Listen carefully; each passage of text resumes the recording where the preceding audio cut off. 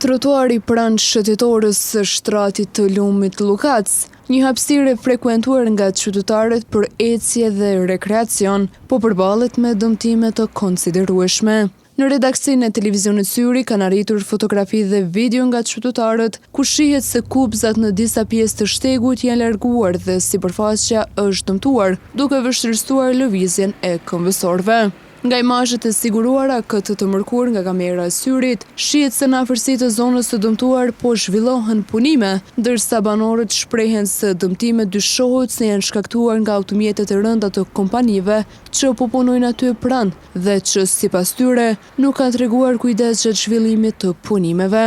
Qytetarët kërkojnë që dëmtimet të stanohen sa më shpejt dhe kompanitë përgjegjëse të mbajnë përgjegjësi për çdo dëm të shkaktuar në infrastrukturën publike prej më shumë se 3 javësh.